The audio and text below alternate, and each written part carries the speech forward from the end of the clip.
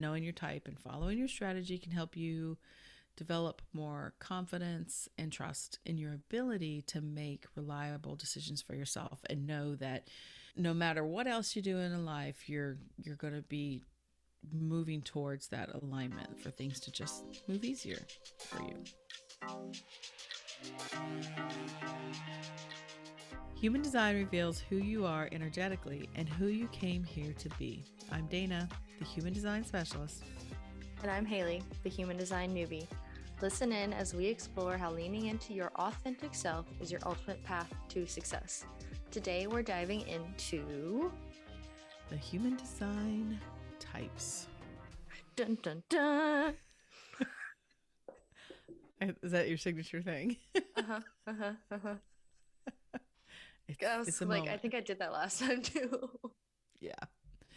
So now that we've laid the somewhat foundation of human design, it's time to really learn how to apply it, I suppose, and figure out why it helps you, or how it helps you, I should say.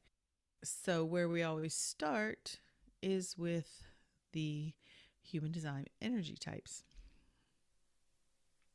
And do you have an understanding of what the types are?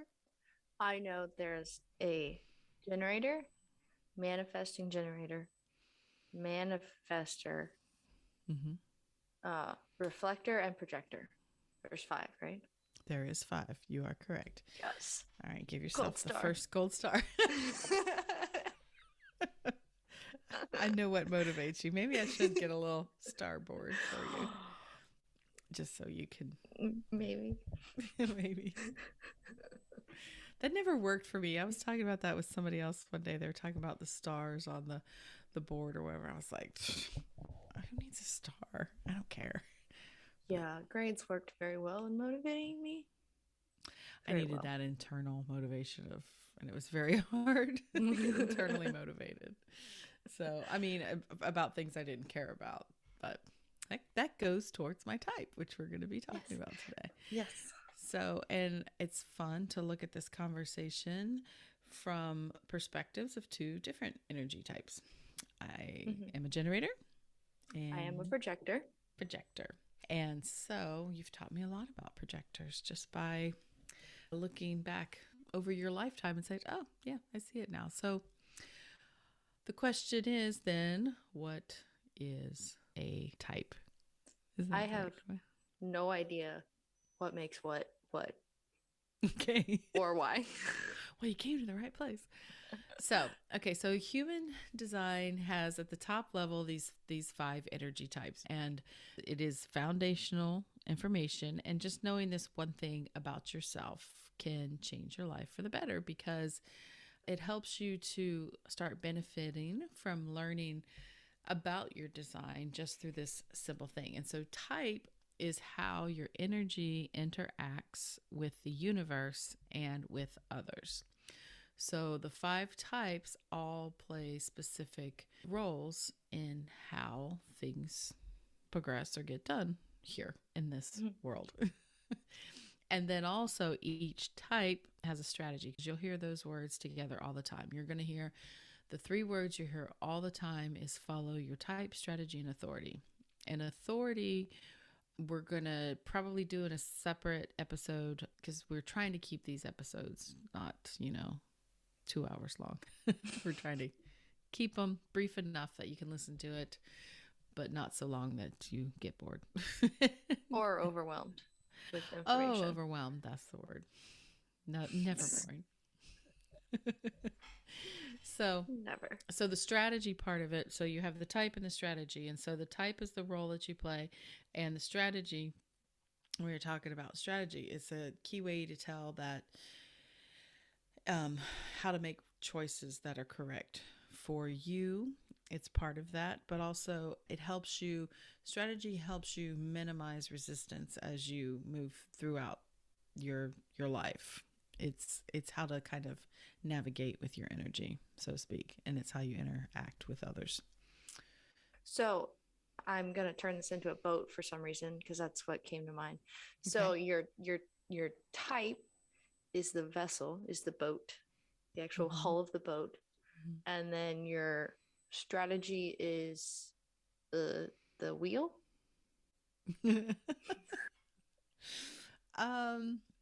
Well, no. I Wrong. well, I don't want to get it confused with another analogy that's out there about human design. And if you want to use a boat for this, we could use a boat for this. When I say for this other analogy, in human design, in the traditional teachings, they talk about well, you know how we talked about last episode about the vehicle and all these other things. Well, in the human design analogy, when we're talking about, this is going back a little bit before we go into type, you have the personality side, the design side, and then we have the G center. So remember we talked about those crystals of consciousness and all that stuff. So basically what Ra taught was that you need to have what he called passenger, the voice said also, passenger consciousness. And so the passenger would be the boat passenger. We'll use a boat analogy. Okay, you're getting on the boat. The boat itself, structure, is the vehicle. It drives you around, right? You got to ride in a boat. Sails? No, you just in the hull of the boat. You got to ride in the boat. Most people don't know how to drive a boat, so they have what? A captain. A captain. So the captain would be the magnetic monopole, the driver of the vehicle, the captain of the vehicle. And so what they say is the you that you think is you, the personality side of the human design side, you're just supposed to sit in the boat and let the captain take you out for a ride, and you just enjoy the ride. You don't try to steer the boat. You don't try to bring the boat to the dock. You don't try to tell the captain where he needs to go. The captain knows where to go for you to have the most pleasurable cruise, right? And he knows the boat very well. He knows what the boat's capable of, so he captains the boat. And your job in human design is to not interfere with the captain or the vehicle. You just sit back and enjoy the ride. So that's why I didn't want to use the boat analogy for type. Okay. Okay. All right. So type is determined in the bodygraph by your definition. And when you're looking at a bodygraph, definition is you'll see centers that are colored in and you'll see centers that are white. The centers that are colored in for all the energy types except for the reflectors, they don't have any colored in centers. But not any. So definition is created in the chart from activations in the chart, the planets, certain gates, and if they gate is in one center, connects with the gate in another center through a channel, that creates the definition. So that's why a center would be colored in. So anywhere you see a center colored in, you follow, it's got a channel line somewhere that connects it to another center. That's definition. Can it be colored in and not have a channel, or no? It will have to have at least one channel if the center is colored in, because that means it is connected to another center, which is what creates definition. But what if you don't have a complete channel? It's a hanging gate.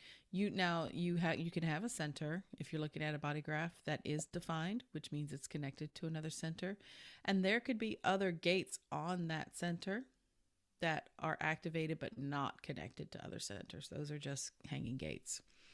So the definition part is what determines your type, and a lot of it is the two centers that really determine type are the sacral center, which if you're looking at a traditional human design bodygraph with the with the traditional colors, you will see the sacral center is the second square up from the bottom, and it's going to be red. Okay.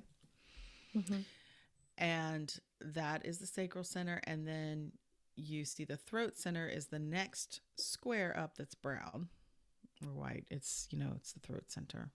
It's under the two triangles. Yeah. So, and we're going to do a more detailed episode on centers, but So basically, look, if you're listening along right now and you have no clue what we're talking about, if you look at a body graph from the top down, there's the head center, which is a triangle. The ajna is another triangle. The square there is the throat center, and then the diamond shape in the middle is the G center.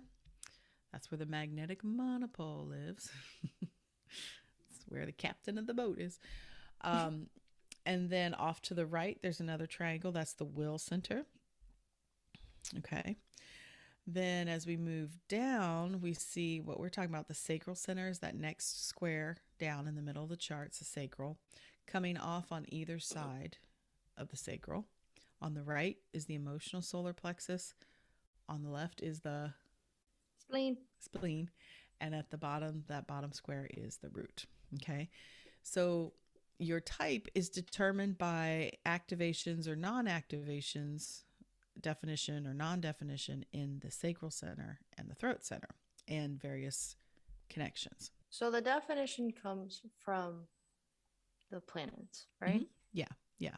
This is your energetic DNA. This is what was activated at the moment you were born.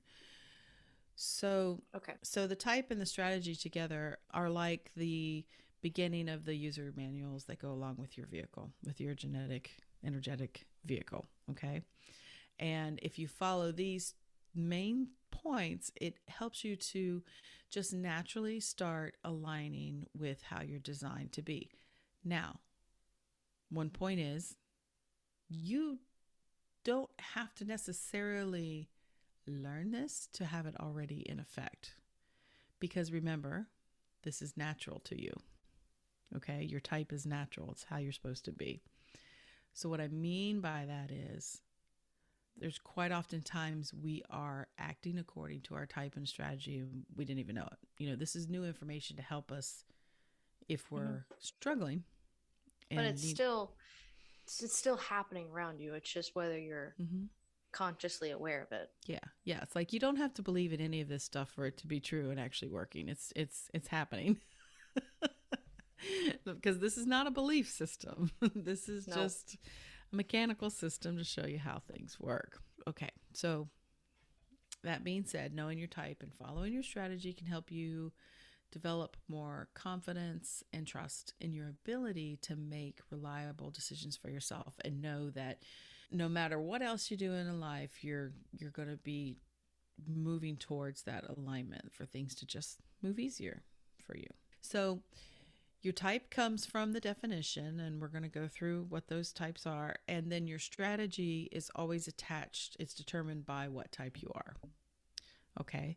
Each type has its own specific strategy. The strategy doesn't move around from type to type. It's the same. So like a projector always has this, every projector has the same type of strategy? Strategy, yes. Okay. All right. So really all this can do to help you, it just helps you navigate away from things that basically are a waste of your time or energy and helps like just put you in the flow. So, it's just a easier way of living, honestly. But it sounds very nice. It does, but it can take a little getting used to consciously use your strategy, because we talked about before, we've been conditioned to be different than what we really are, because how you were taught to be, and we're going to talk about this. We have a lot of experience here with you being the projector in a house full of generators and a manifesting generator.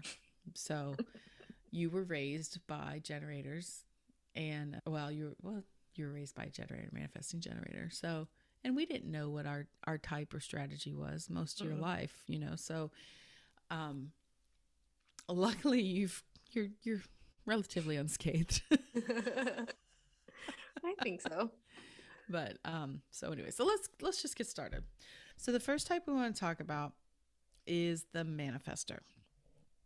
And manifestors make up roughly 9% of the population total. I was going to ask that. And so a manifestor, what defines a manifestor, if you're looking at a human design chart, they will have an undefined or a white sacral center. Okay. but they have a defined throat, and that throat is going to be connected to another motor. Now, I have some trainings in the works to go into more detail with visuals of what this looks like. But just know when you get your Bodygraph printed out or even just looked at from Genetic Matrix, which is what I highly recommend using, it will tell you what your type is. You don't have to figure it out yourself. Mm-hmm. What are the motors? The motors are the will center, the solar plexus, the sacral, and the root. So There's it'll four. have one or more of the other motors. It could have all three, but it's going to have a motor connection. And a motor, all that means is it carries its own style of energy that helps move energy through the chart, because to get to the throat, basically, because the throat is all roads lead to the throat in human design, because the throat is our center of manifestation and communication. It's how we get things done, how we get things into action is through the throat. So the motors are the throat. No, the throat is nope. Throat is not a motor. I'm already okay. So what are the motors again? The motors for in the whole chart, or just for a manifestor? For the whole chart? In the whole chart, yeah. The root, the sacral, okay, the solar plexus, and the will center. The will center. Oh, God. Okay. But a manifestor does not get their energy from the sacral center. So what that means is that they have the ability to get things into action because they have a direct connection to the throat. They are the types that are here to basically initiate things and get the ball rolling. So this can be, I don't want to say good and bad. It has its challenges and it has its, strengths as well. So basically, when I say initiate action, it means they're here to give all the other types really something to respond to. Do you know offhand any famous people that are manifestors? Well, I was going to tell you towards the end of this, but I can tell you now if you'd like. Okay. In doing some research, some famous manifestors. There's Frank Lloyd Wright, who was a famous architect, and Bruce Springsteen, the boss. I was going to say the king, but I was like, that doesn't sound right. No, he's that's Elvis. I think was so. Elvis yes, the king. Mm-hmm. I don't know what his human design type was, but yes, Bruce Springsteen and George W. Bush. W. That's George W. The elder. Junior. No. Oh, that's junior. HW is okay. Yes. W is junior. Yes. So off tangent. So bringing it back. So they're here to get the ball rolling, initiate others in action, and that's because they do have a motorized throat. And that gives them the ability to just, like I said, they can just manifest, because the throat center is the center of manifestation. It's how we get things out into the world, is through the throat center. So that means they can consistently and or maybe not consistent, but they can get what's in their head or whatever out because they have a motorized throat. Yes, they don't have the difficulty. Yeah, this might help. So basically, manifestors have their own internal nonverbal creative flow. So what that looks like is they are kind of directly tapped in to divine inspiration, let's call it. They don't always know when something's going to come through that they want to act upon, but yes, it is very much an internal process. So it's not responding to other things, which is, another type does that. This is literally in their own being. They will get an urge, and they don't really even know where it comes from. It's just like, this is what I want to do. And so what a manifestor usually does is just acts on that impulse. And that can cause some problems with people around them, which brings us to what their strategy is. So the strategy for a manifestor is to inform. That's the words you're going to hear all the time, is to inform. Manifestor is to inform. Yes. And what that means, and most manifestors, from my understanding, when they first hear this, they do not like to hear this because they just like to do their thing. They just want to go because when they get the creative urge, they have to follow it. It's this really powerful energy that they carry because they're taking something that was out in the ether and bringing it into form. And they can do that, they can get the ball rolling. So if they don't inform, like they just get up and walk out and do something, then they kind of can leave people a little bit confused and quite often can cause issues with the people around them. So if a manifestor can inform those around them of what it is they are about to do or what they're thinking of doing, this is their strategy. What it does is it helps pretty much get people out of their way. Because when they are interrupted because they haven't informed, that leads to their emotional theme, they call it, of anger. And there is some discussion around, is it anger or is it just kind of a angst or what, but it can definitely result in anger. Because if you think about it, when they're in their zone, when they're in their flow, it's like it's this lightning, almost like powerful energy. And if they start moving in one direction towards what they want to do, and somebody says, hey, what are you doing? Or hey, you need some help, it interrupts that flow. And like I said, they don't always know when the flow is going to start, when it's going to happen, when it's going to strike. They just go with it. They have to go with it. And it can cause them to just like, do you understand what I mean? I think so. Like, I don't know if I have anything to add to it, but I think I know what you're saying. Well, basically, that powerful energy, if it's not being used in a creative way and it gets interrupted, it has to go somewhere. And so it comes out as a powerful emotion, basically. Does that make sense? Yes.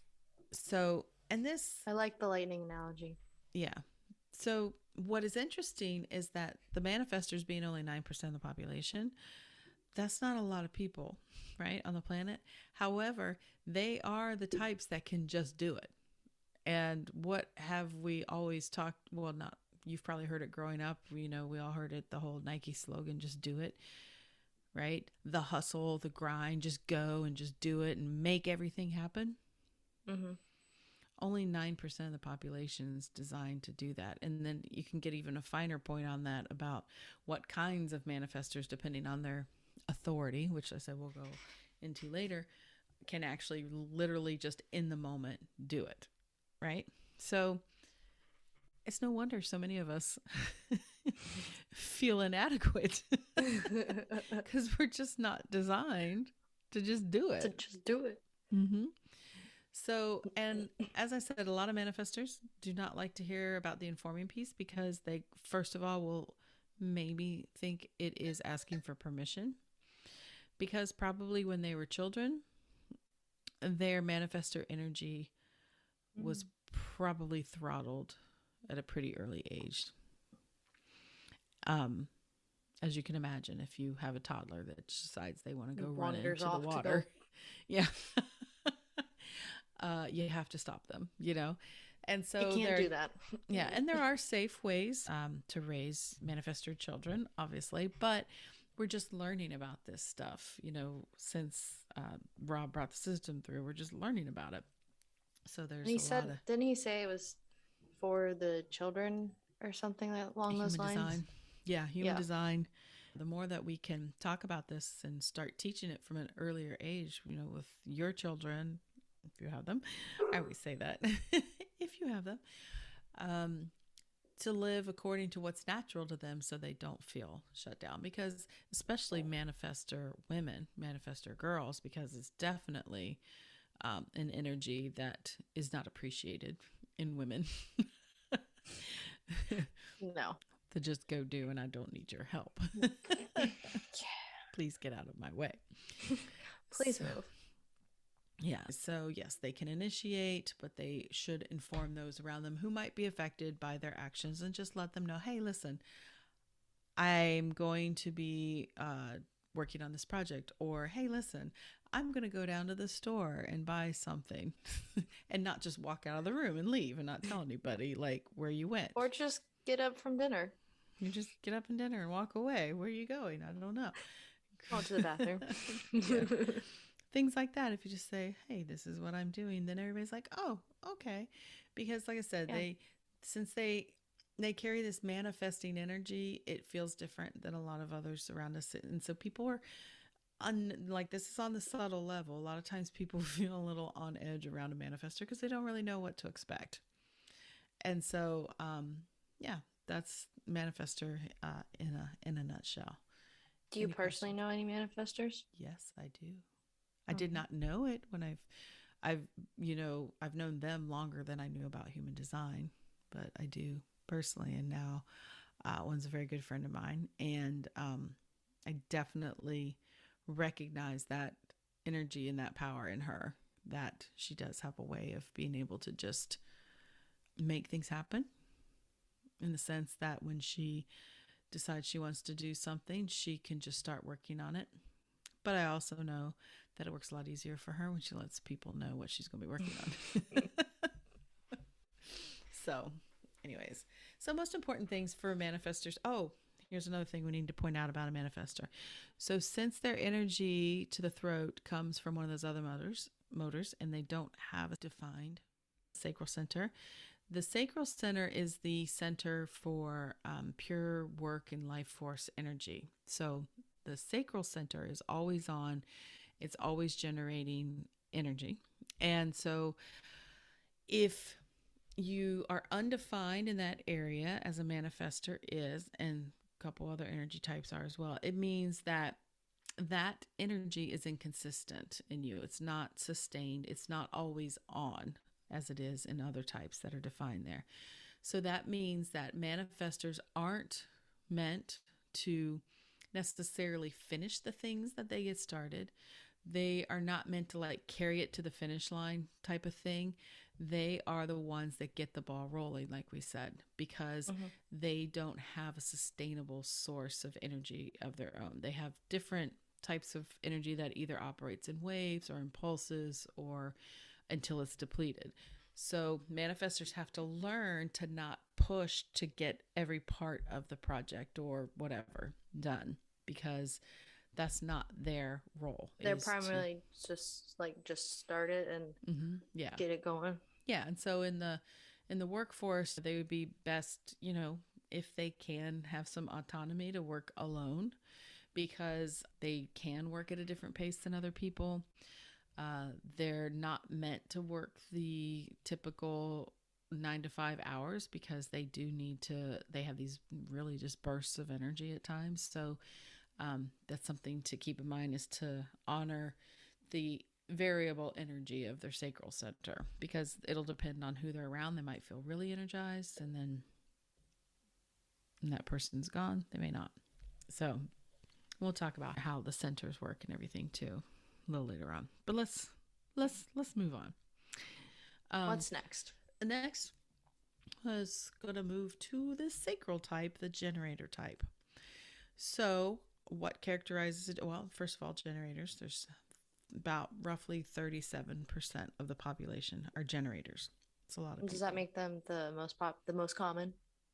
Yes, that does. It's a close second with the manifesting generators, but not a close second. Manifesting generators, close second. But yes, between generators and manifesting generators, they make up nearly 70% of the population on Earth. So what defines a generator is... It is the sacral. That is correct. They will have a defined sacral center. Like I said, your bodygraph will tell you, your report will tell you what your type is. But if you want to look at the bodygraph for a generator, you're going to have a defined sacral center, meaning it will be colored in and it'll be connected to something else around it. But they do not have a motorized throat, which means that sacral motor or any of the other motors we talked about will not have a direct or indirect connection to the throat center. So they can have a defined throat like I do, meaning it's colored in, but my throat center is not connected to one of the motors.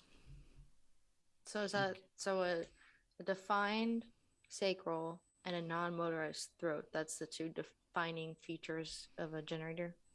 Very good. There's your second gold star. Yes. Very good. Very good. So, as we just talked about, the sacral center is this sustainable center or energy center for work, life force energy. Very consistent, right? Yes, it's like the pure life force energy that's always there, and it just is. It's on. If you're a generator, it means you have a lot of energy and you have a lot of sustainable energy. And the role of the generators in the world, they're here to work, but they're best here to work at things they want to be doing is the best use of their energy. But they are the builders in the world. They're the ones that actually help build this physical world, is the generators. And generators do best, like I said, when they have work that feels fulfilling or fulfills a bigger purpose. And I'm just going to say it. So, I mean, might as well get to know me and where I stand on a lot of things. So,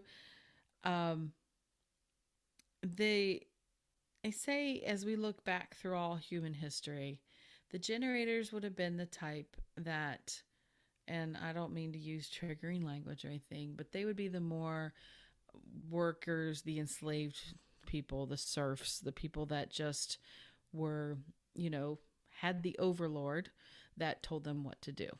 And they just put their heads down and they did it because they have a lot of energy and they can push through and just keep pushing. The generator won't burn out as fast as some of the other types are because they can really work hard, literally physically all day, go to bed exhausted, which is how they're supposed to, use their energy, is to go to bed exhausted and then wake up the next day and still have energy to work. Where if you're undefined in that center, you can work, but you may exhaust yourself and it might take you 3 or 4 or 5 days to recover. But generators could always get back up and do it. And so it was very easy to get a generator to agree to work because they can. Or force them to work. Yeah. Well, and, things are changing, but several hundred or for millennia, whatever, they would say that the Manifestor type would be the more likely type to have been in positions of power because they were able to just go and take and do what they wanted to do and tell others what to do. And so there's the generators doing the work. So I do tend to, really, what motivates me in a lot of sharing this information, not only just to help people wake up to the truth of who they are, but in order, I think, to change the way things are in the world now, the more people, if you think about it, if 70% of the population is a generator type,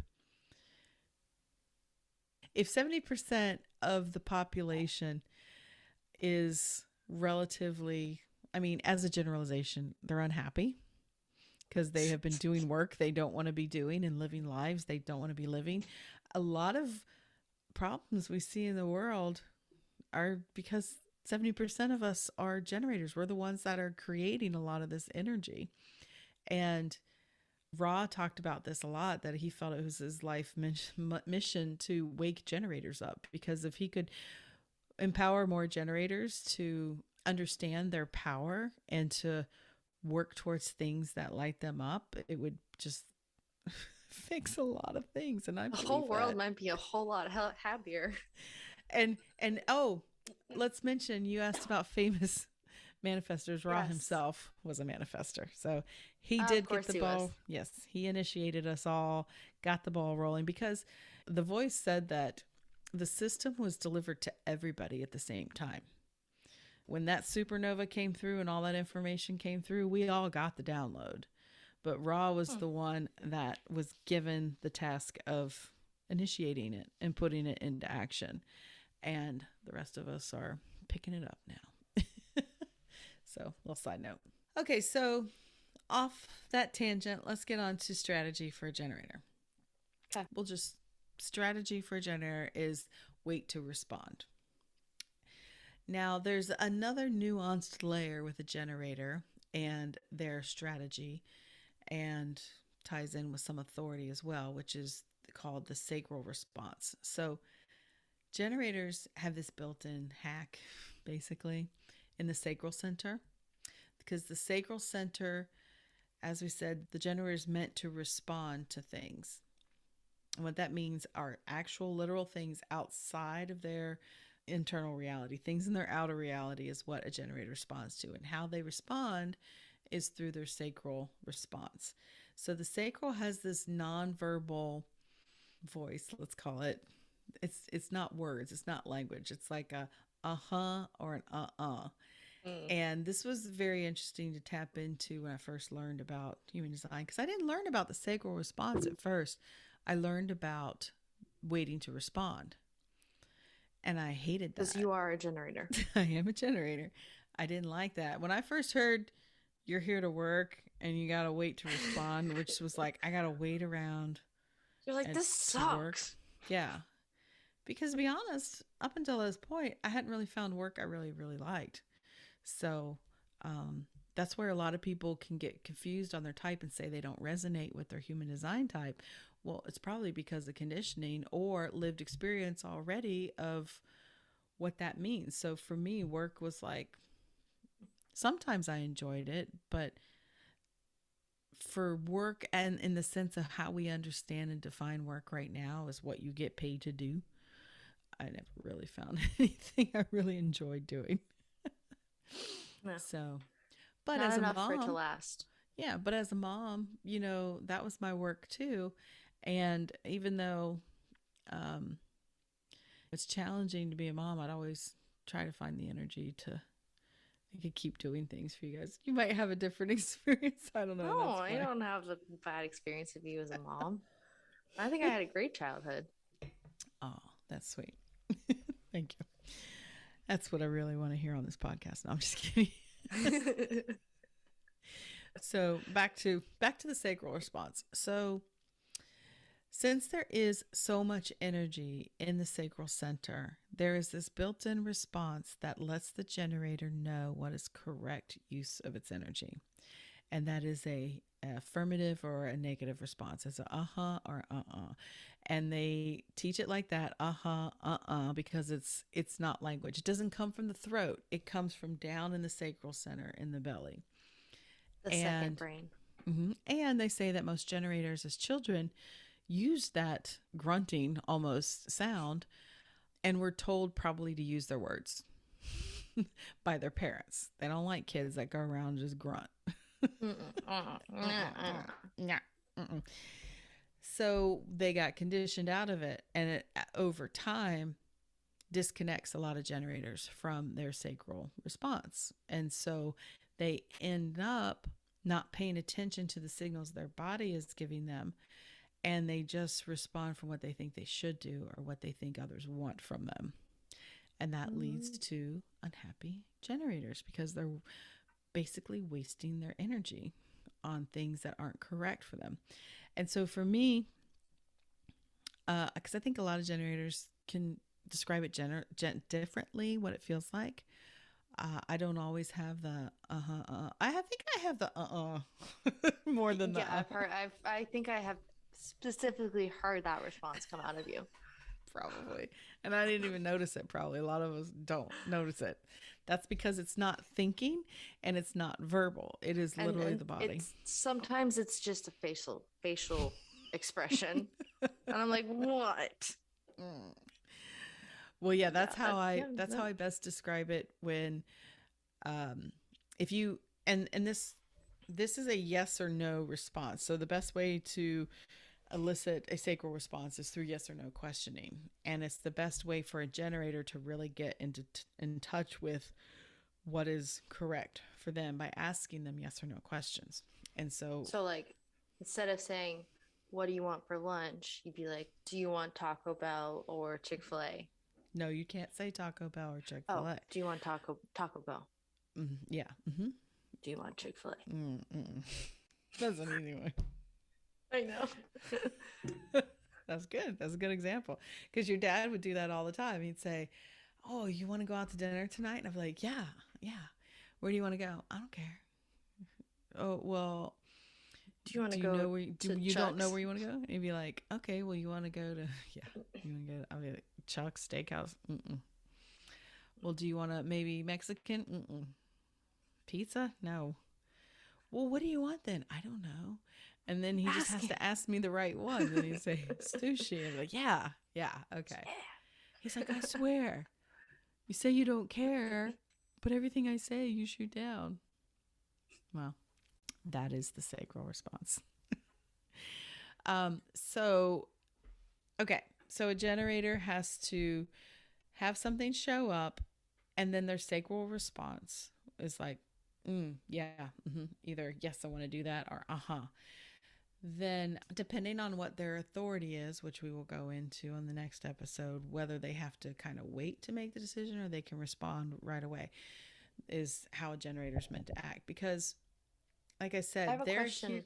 Yes, ma'am. I know we said we weren't going to go into authority, but like with strategy, each strategy or each type has its a specific strategy. Hmm. Are there only like so many authorities, and do they also correlate with like certain types? Yes. So your authority will never change your strategy. Okay. Your strategy is your strategy for your type. Okay. Mm-hmm. But it can inform how you use your strategy. So it's just another layer because It's like an basically, add-on. yeah, it's like an add on because basically there's people that are meant to act in the moment and those who aren't. And that's the basics of authority. It's a lot more nuanced than that, but that's the basics. Okay. And with there being 5 types and 5 strategies, we figure is enough to cover in one episode, just this. So the Yes. authority episode may be a little shorter.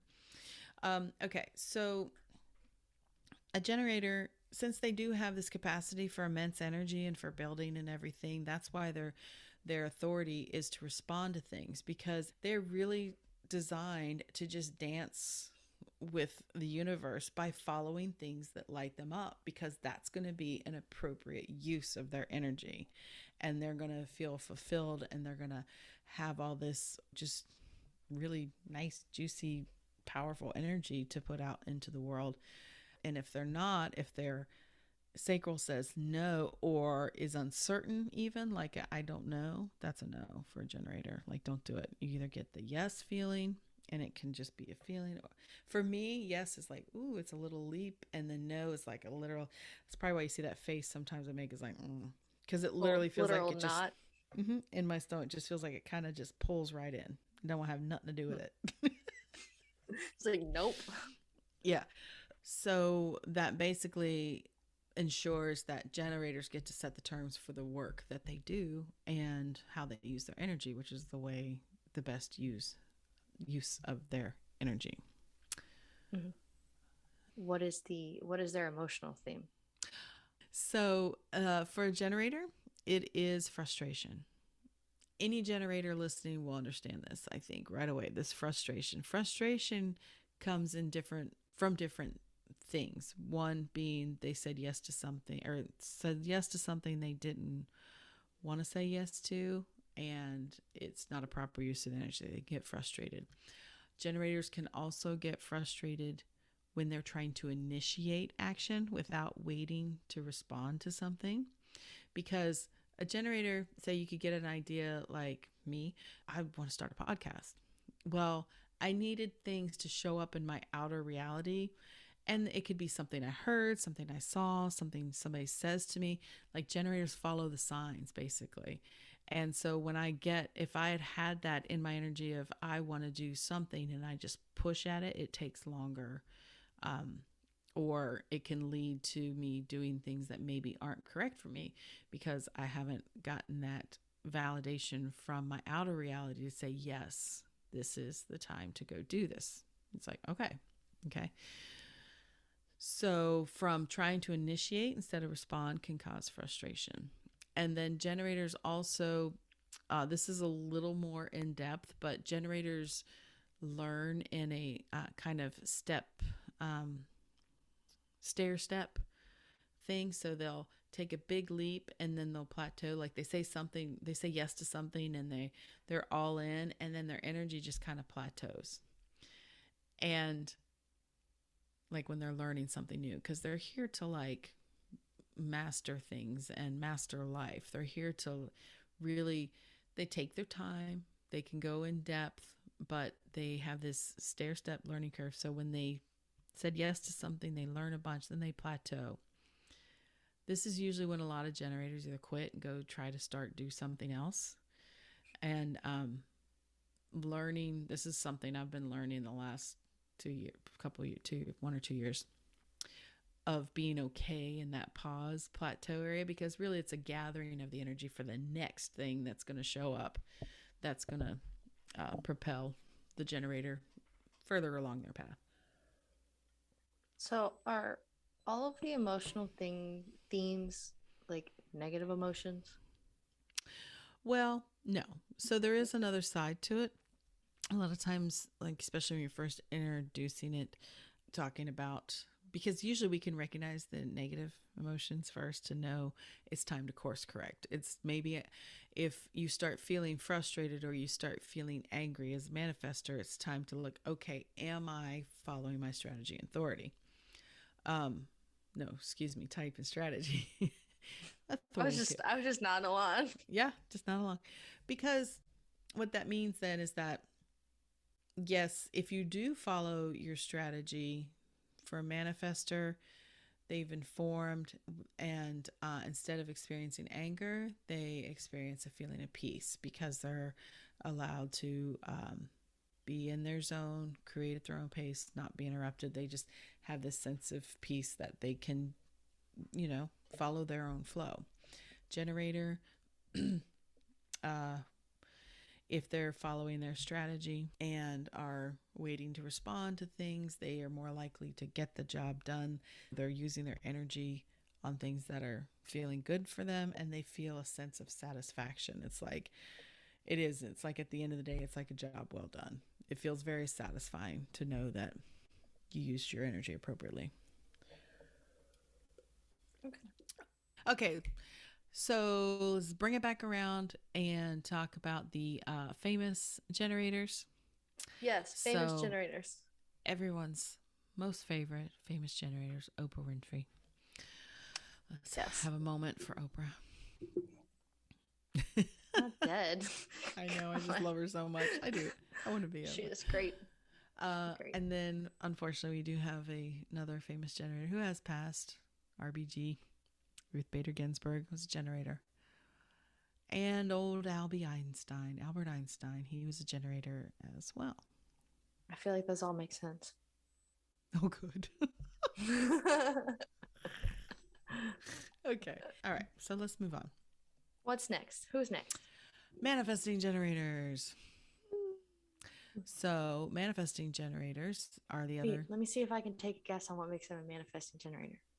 33% of the population. Yes. So they have to have their sacral defined. Correct. And I'm going to say a motorized throat.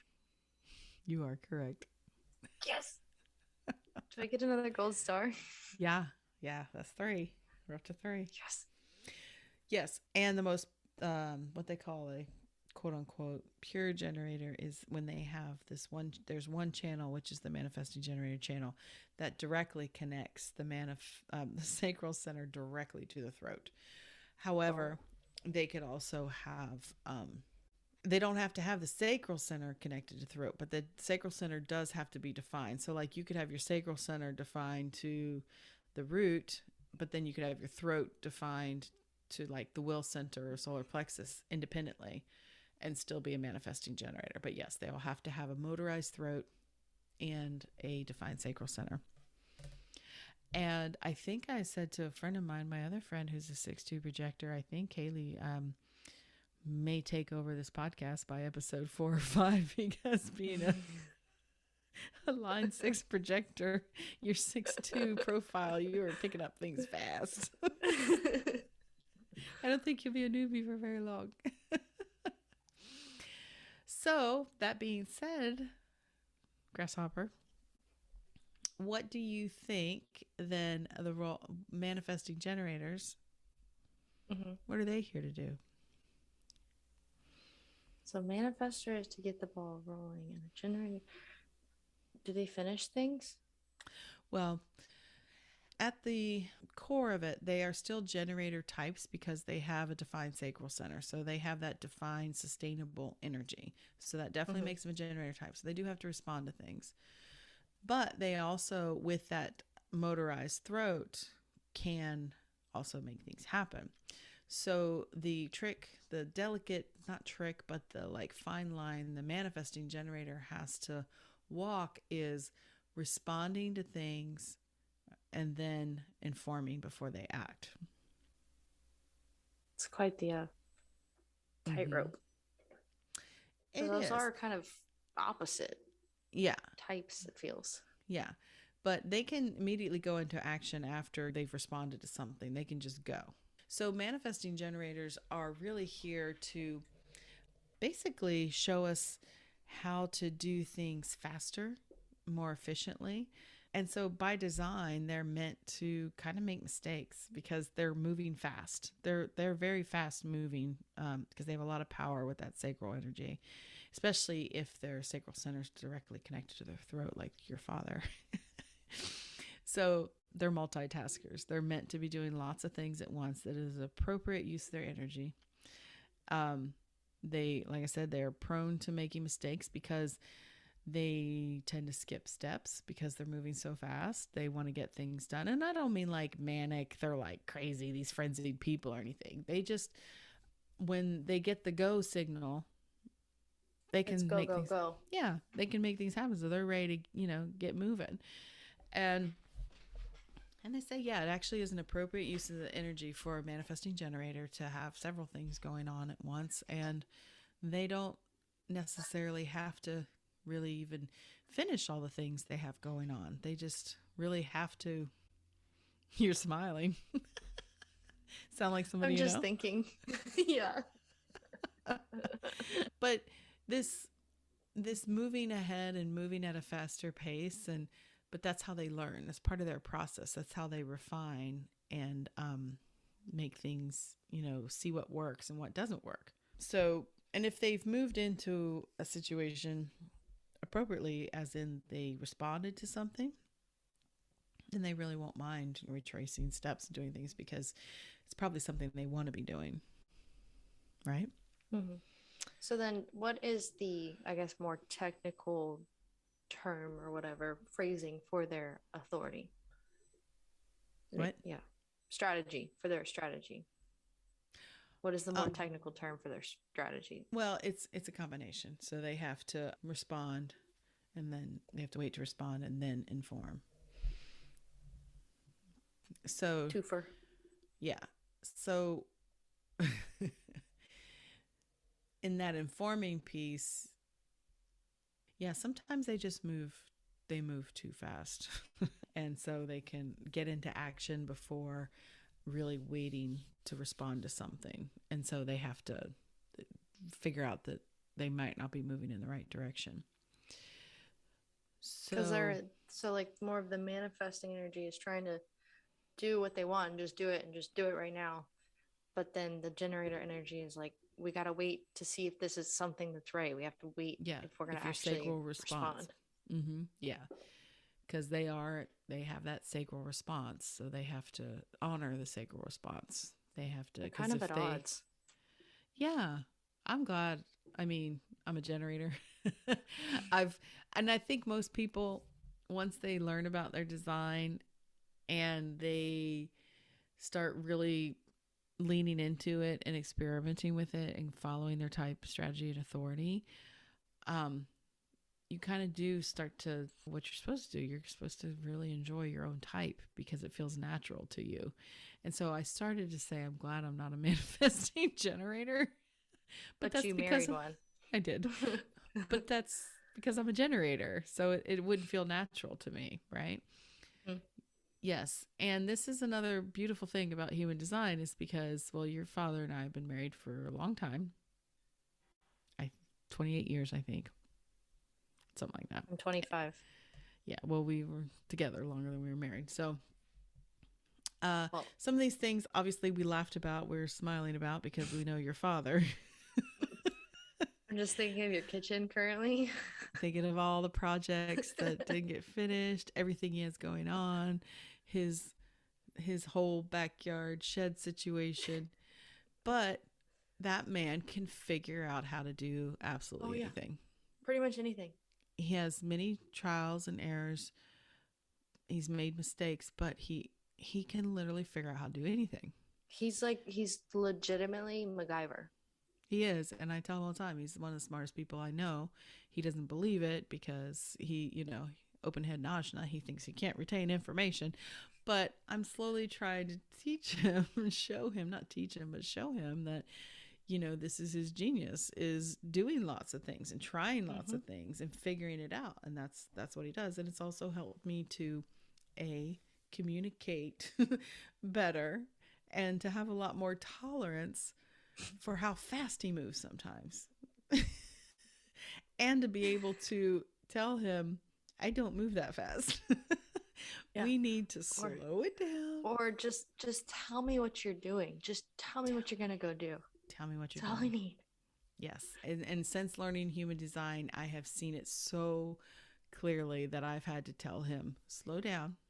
Because I was trying to remember recently, it was something he wanted to do. And he was 13 steps ahead and he was already going into action. But luckily, he'd been informing me what he wanted to do and what we should be doing. And I was able to say, whoa, whoa, whoa, whoa. Let's start back here at step one. You missed a couple steps. Let's get that. Yeah. And then he's like, oh, yeah, okay. You're probably right about that. All right. Saved him some trouble on that one. I can't remember what it was now. But so they have the themes of frustration and anger because they could experience if they're not following their strategy. Again, they could enter into things incorrectly. They could initiate before they respond, even though they can go into action. They have to respond to something first. They can't just something on the outside of them, not Because they still have that sacral response, right? Mm-hmm. Mm-hmm. Yes, they do. So, some famous manifesting generators. Give them to me. Oh, Stephen King. Classics. Elon Musk.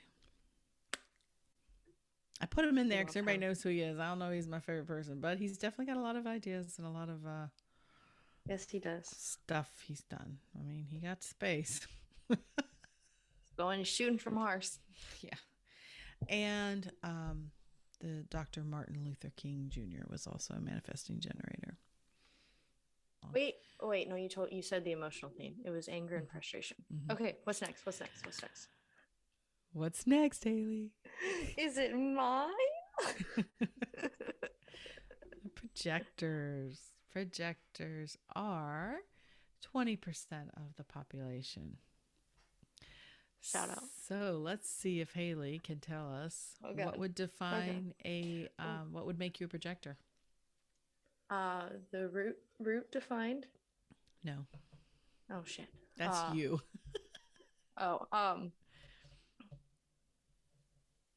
Let's see.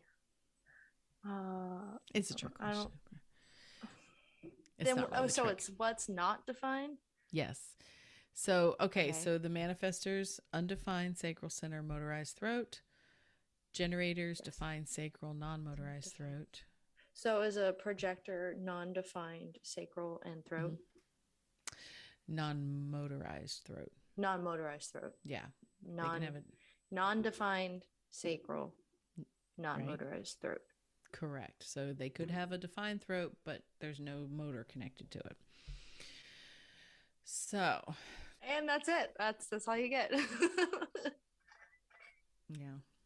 So with an open sacral center, I should say undefined sacral center, That means that a projector is here to learn when enough is enough.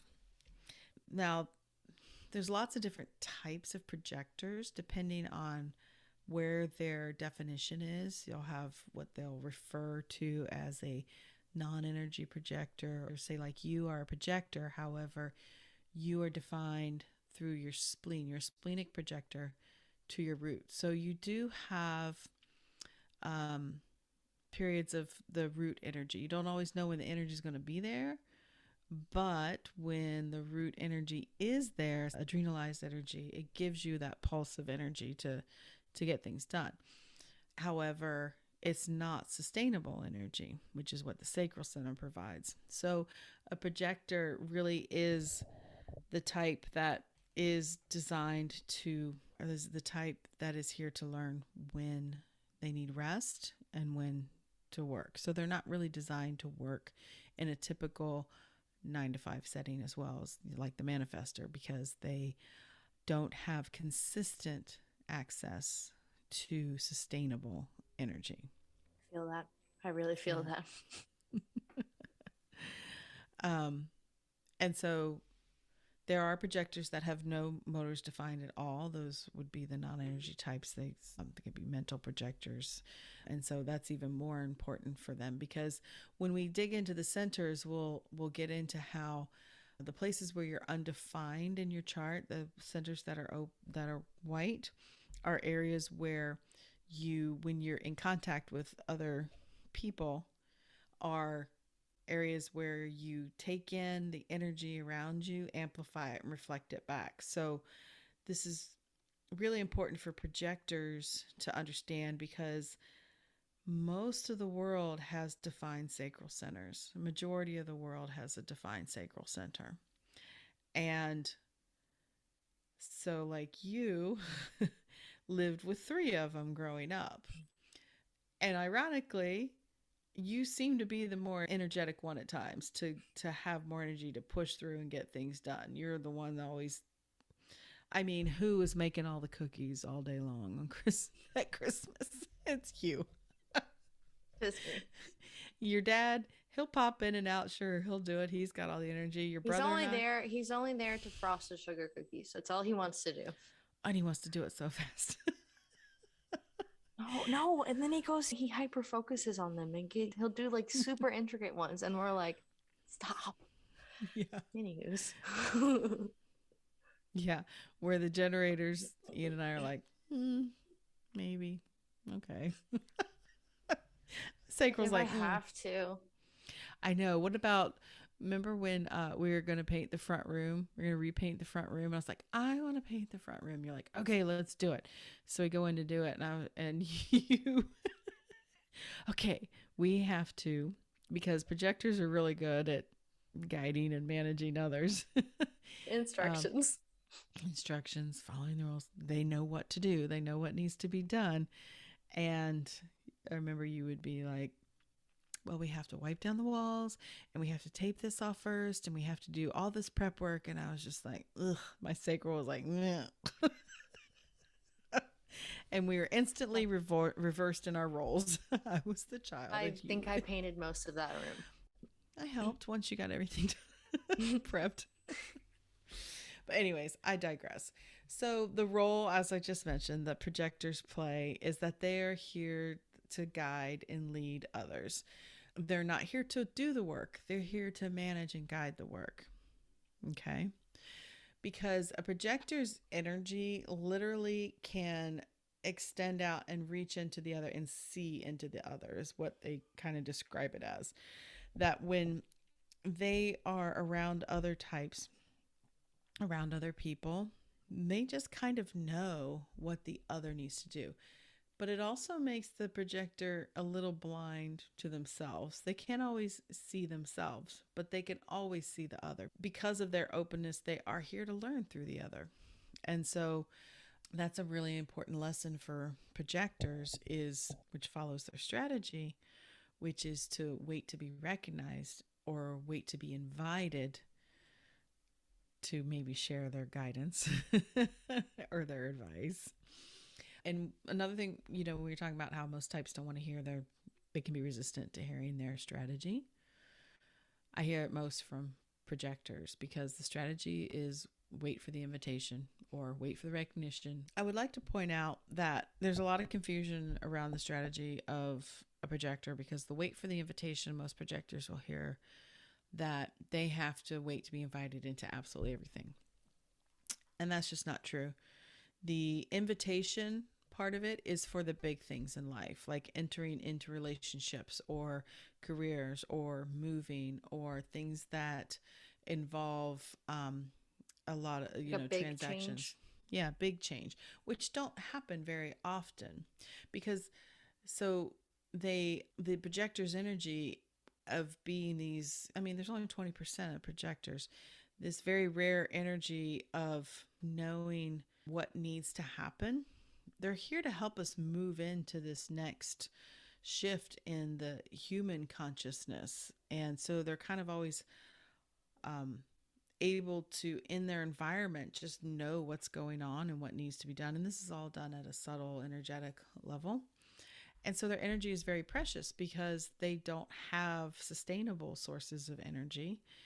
So they have to really be selective about who they enter into contracts, relationships, things like that with, because it can Because be. if someone doesn't invite you in and then you waste your energy on them, then you've just wasted it. Whereas, because they may not be open to what you're trying to do, but then if they said, you come over here, you do this, we want you, Mhm. then you're not wasting it.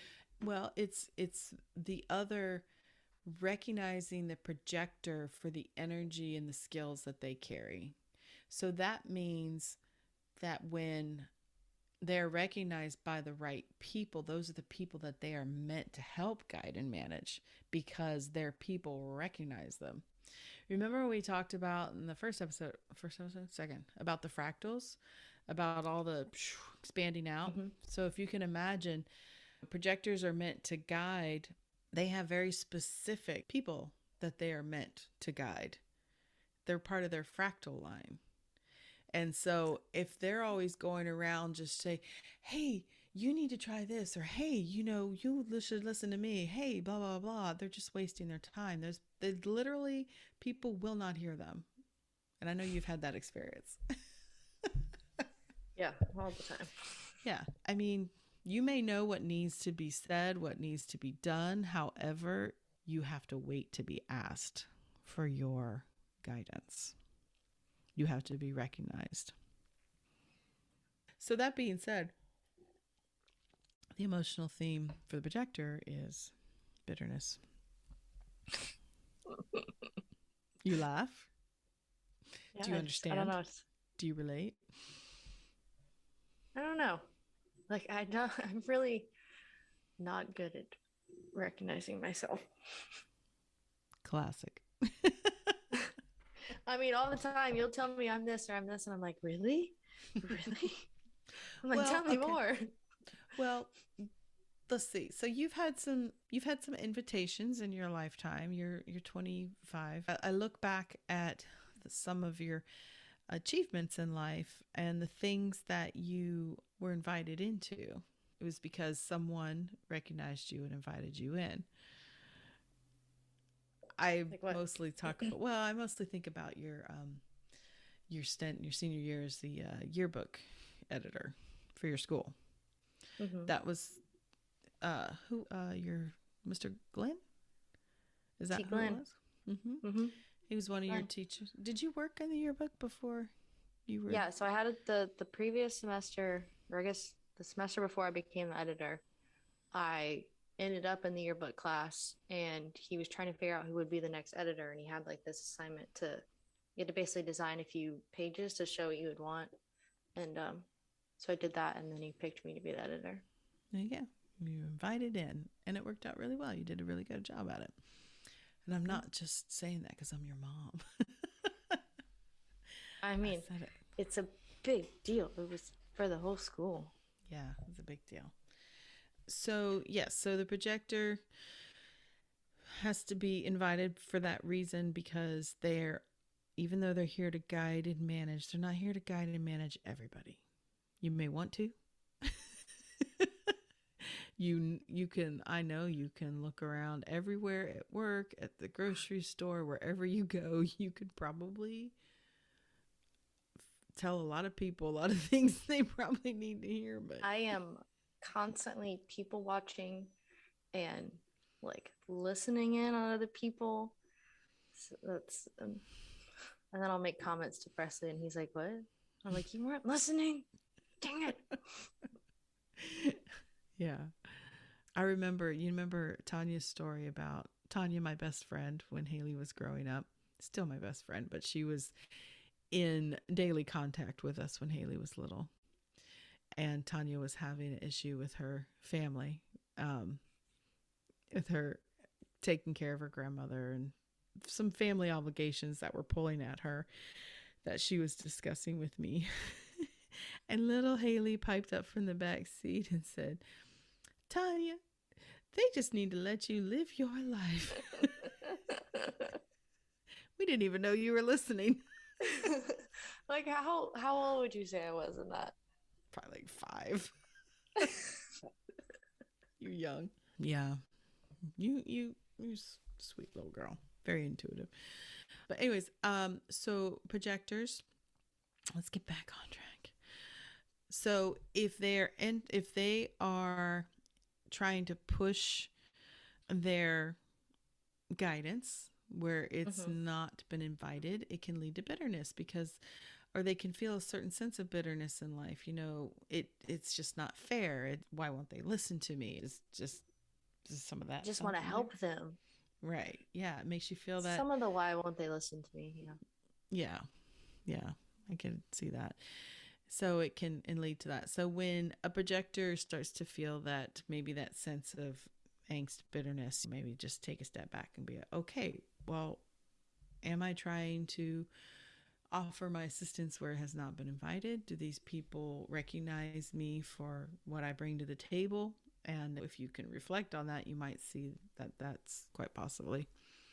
Also, for a projector, bitterness can also show up when maybe they've been working against their type and their strategy, in the sense that they're overworked, and that they're maybe pushing where they shouldn't be pushing, where they haven't taken a break, and it can start to feel this bitterness towards life. And it's a signal. It's to let you know that it's time to take a step back and maybe regroup, regather your resources, and rest.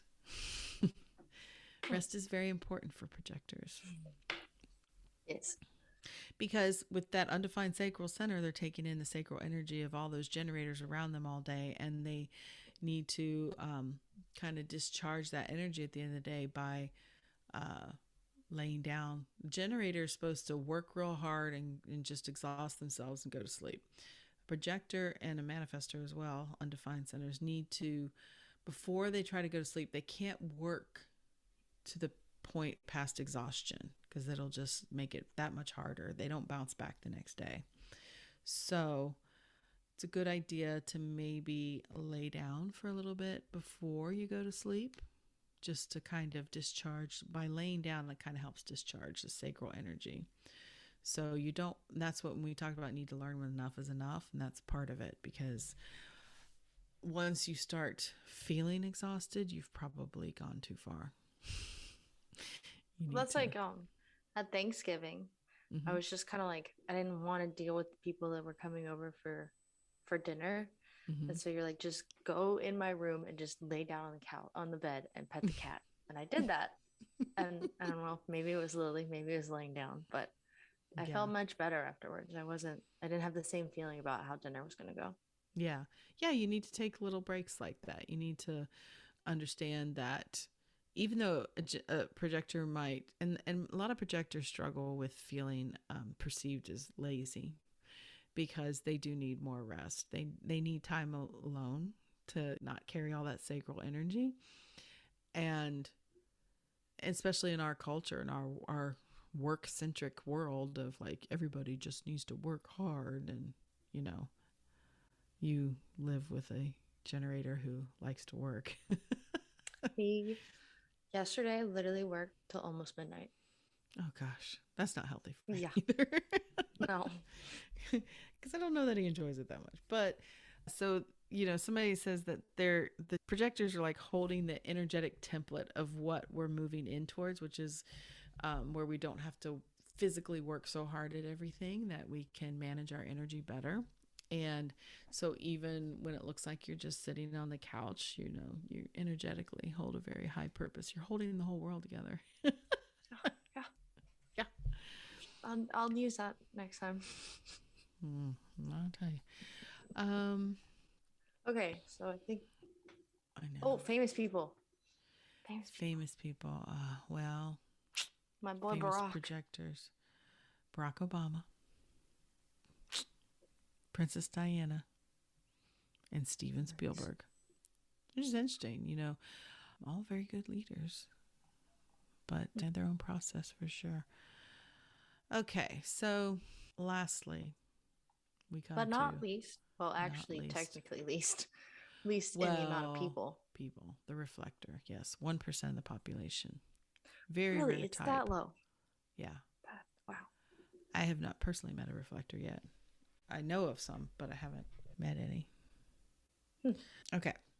So, reflectors, as we touched very briefly, if anybody remembers, bonus points at the very beginning, we said that as far as definition goes, determining your type, reflectors do not have definition in their chart, meaning they do not have any colored in centers, meaning all the centers in their chart are white. How is that possible if those are defined by the planets? Well, it just means where all the planets sit in their chart just don't make connections on either end of those channels. So if you look at a projector chart, so the actual connection of centers is what creates definition. yes. Okay. That's what we said earlier. I don't think I've ever seen a reflector bodygraph, so I'm trying to figure out what that looks like. And It'll be all the centers will be white, but you will see gate activation. So it's all just hanging gates. Okay. Just all just hanging gates. They just don't make connections with in their own birth natal chart. There are no connections. Okay. So there's no channels. It's all gates. It's all hanging gates. Yeah. So what that means is that they are always in any environment that they're in is extremely important to a reflector, because they magnify and reflect back all that is around them. So they're the observer.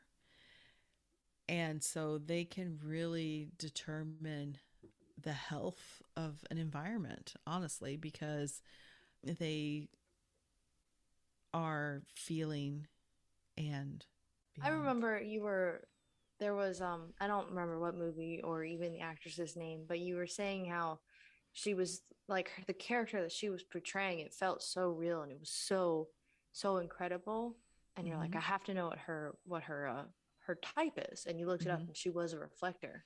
Yes, and you're like, that makes a lot of sense. Yeah, I can't remember her name right now. She's a young woman, and it was in a movie that just the Tom Hanks movie that just came. It's on Apple, The News of the World, and she plays a young girl who was a Quaker, I believe. No, Mormon. Back when they were all traveling out west, that her family was killed by Native Americans, and then she was raised by she lost her family when she was like 2, and then was raised by Native Americans until this movie takes place when she was like 12.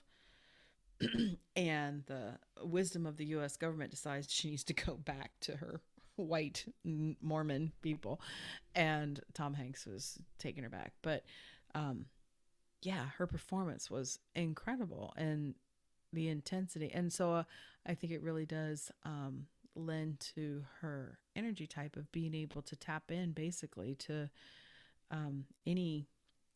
they could really be a chameleon like that, because depending on what is required of her as far as acting, she could certainly tap into that experience, because that's what she's designed to do. Doesn't mean they're all actresses. No. They can be, a lot of times there's this misconception, I think, that all reflectors are like these really quiet, meek, humble types because, like, they quote unquote have this energy. But really, they might be the more energetic, amplified person in the room because they are amplifying the energy of what's around them all the time. Mm-hmm. So they're here to really have that observer level to let us know how we're all doing. That's their role, is kind of like to, it's like the roving immune defense system in the body. It's out there tracking to see, getting a finger on the pulse, see what's going on. Are we healthy? Are we not healthy? Where do we need to correct? Where do we need to tighten things up, maybe? And I'll be honest, I have some learned knowledge of what a reflector is. I have not met someone personally, and there is so little still to understand about reflectors because there's not that many of them. Okay. So the strategy for a reflector is to wait 28 days. Yes, I see your face. So their literal strategy is wait 28 days. Specifically 28 days. Again, this is for those big life decision things as well. They don't have to wait 28 days to see what kind of vitamin to buy or if they can eat Chinese food tonight. That's not God, what that it would means. be like, you'd starve. That'd be so impossible. Yeah. No. There is a reason for this, because big life things. Because you'll hear them say about reflectors that they don't have an inner authority. They don't have an authority, but they do. They're lunar beings, and they have to wait this 28-day cycle because through the moon, and as the moon transits through, because remember, all the planets transit through the chart, the sun goes through all the 64 hexagrams, the gates. The moon does as well, and it takes the moon roughly 28 days to move through every single one of those gates. Okay? Are you following? Mm-hmm. Mm-hmm. The moon. So as it does, and as other planets are moving around, it is what helps create temporary definition in a reflector's chart. So if you think about it, so the moon can move through a couple gates in a day, right? So why the moon? Why is it the moon? Because well, for one, let's think about what the moon does. It reflects the sun's energy. but also for this, because they are tied to the cycle of the moon, because of the way it moves through, and it helps them get a better understanding of themselves and what's appropriate for them through how the moon, as it transits through, creates definition. So basically, if they have all these hanging gates and the moon is moving through, so say the reflector had a gate hanging off the sacral center, and at some point during the month, because it's always going to go through the gates in the same order. Mm-hmm. So the reflector is going to know there's going to be parts of the month where my, say my gate 59 is going to be connected to the solar plexus through gate 6, because the moon will activate that gate. So basically, if you were to look at a reflector's chart, which I think would be cool to do, like showing how the definition throughout the month lights up different centers. So it's always going to be lighting up different centers. Plus, whoever they're in contact with helps activate some of those things. But basically, if you're a reflector, you need to really start charting the moon for yourself and just noticing what your energy feels like on certain days. So some days you're going to be lower energy, some days higher energy. Some days you experience life as a manifestor, sometimes as a generator. So it's just like... So does the moon affect the other types like this? In a way, yes. but not but as not as much. not aggressive, but not as prevalent, or I don't know what Right. word I'm trying to say there. Yeah. Yes, that's correct. Um, because for all the other types, even if you only have two centers defined, right?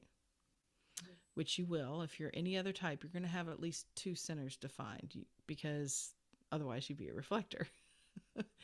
So even if you only have two centers defined, you may be very, very open, but there is still going to be a part of you that is always consistent in your energy expression through those defined centers, through that um, consistent energy.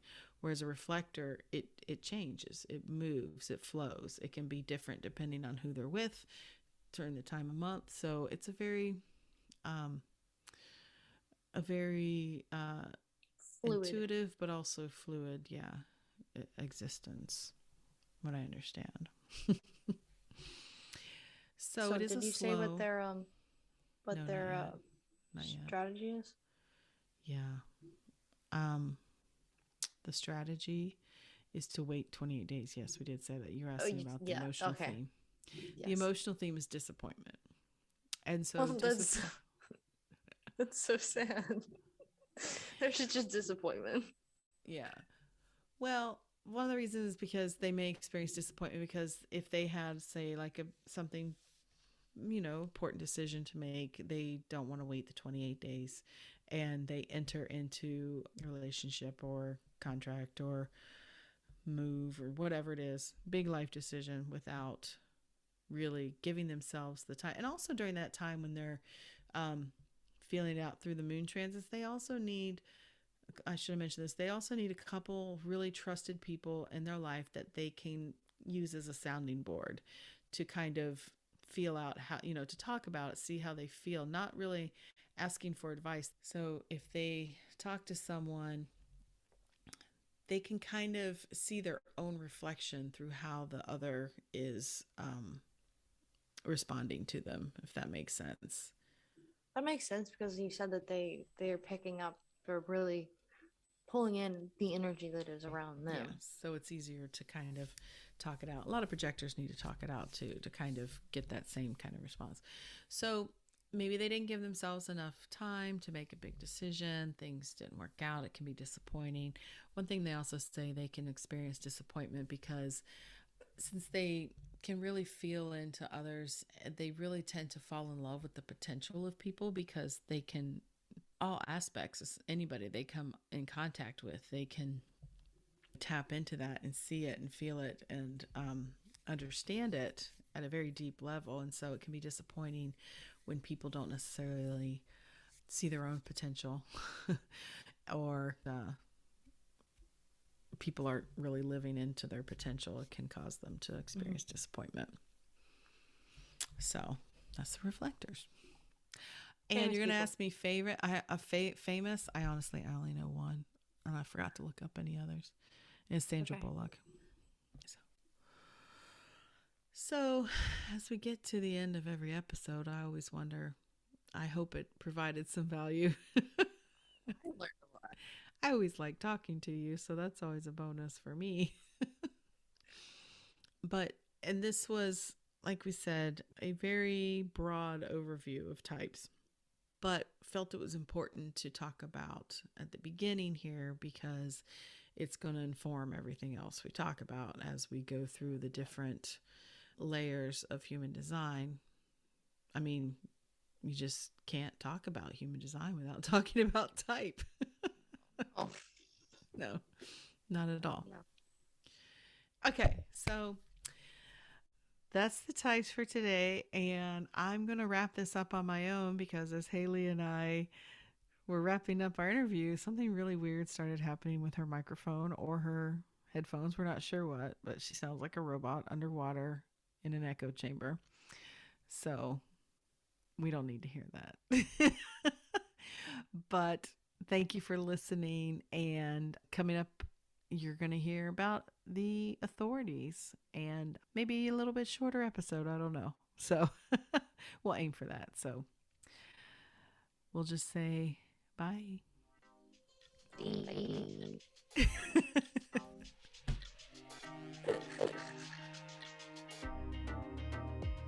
Well, you made it all the way to the end of today's episode, so you must have liked what you heard. If you did, make sure you subscribe so you never miss an episode, and perhaps leave us a good review.